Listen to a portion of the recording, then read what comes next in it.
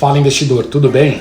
Bem-vindo à aula de número 7, tá? Da série de vídeos tutoriais sobre a planilha de controle de investimentos versão Pro do Grupo Zoom Trade.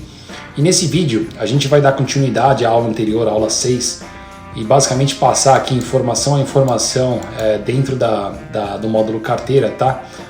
Para todas as abas aqui dentro do módulo, para que não haja nenhuma dúvida aí em relação aos conceitos, enfim, das informações e tudo mais, beleza? Bom, vamos lá.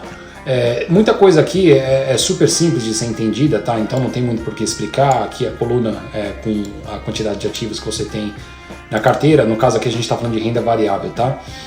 Aqui seriam os ativos que você tem em carteira naquele momento. Quantidade, aqui tem uma questão interessante que você deve levar em consideração. Aqui no caso você consegue ver, na quantidade você vê obviamente o tamanho do lote que você tem naquele papel na tua carteira. Então VEG3 hoje você está com 300 papéis, GGBR 500 e assim por diante. E esse C ao lado, tá? Existem duas opções, tem o C e tem o V. O C basicamente mostra um papel que você está comprado e o V mostra um papel que você está vendido, tá? Então não tem muito segredo não. Aqui em relação à próxima coluna, a gente está falando aqui do preço médio, tá?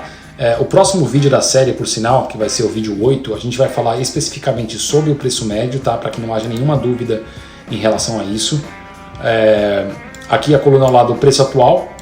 Só lembrando que para os ativos em renda variável, o preço atual ele é atualizado automaticamente, tá? Então existe uma integração dentro da planilha para que você tenha as cotações aqui atualizadas, tá?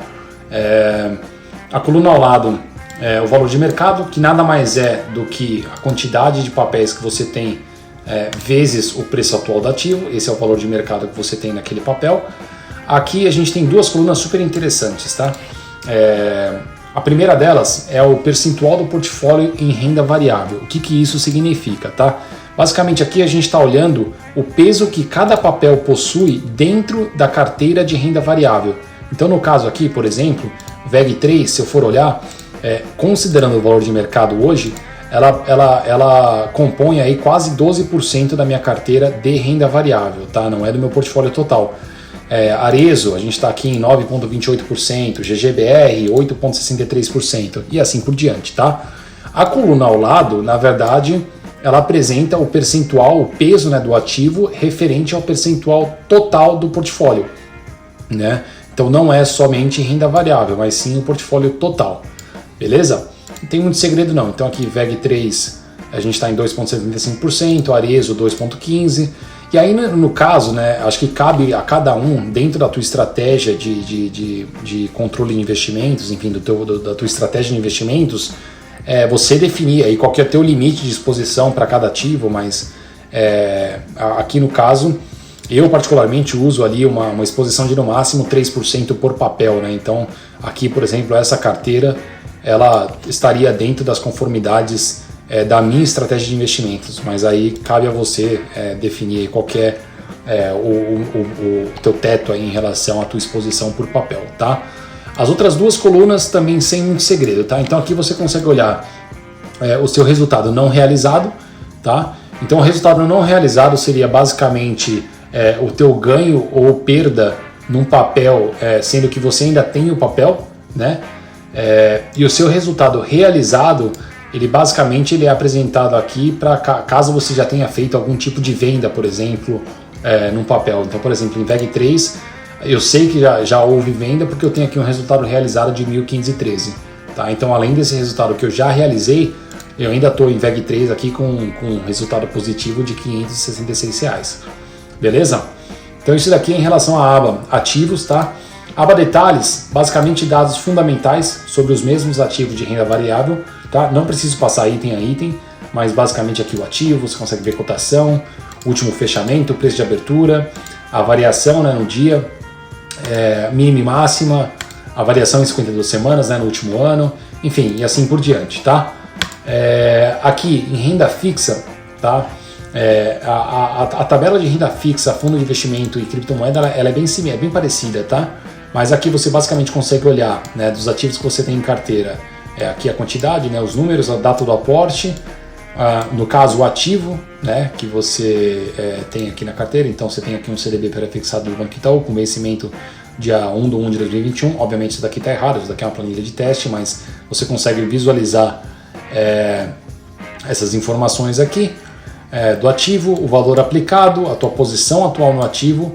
Para você que ainda não assistiu a aula do módulo de operações em que a gente mostra como fazer a atualização desses dados, tá? É super importante, tá? A gente está falando aqui basicamente da aula, deixa eu conferir, da aula de número 4, tá? Então vale a pena dar uma olhada para você saber como é que você opera esses ativos de renda fixa na planilha, tá? Aqui se tem o valor resgatado no ativo ou não, se já teve o IR pago ou não, conforme o resgate, né, para esses ativos.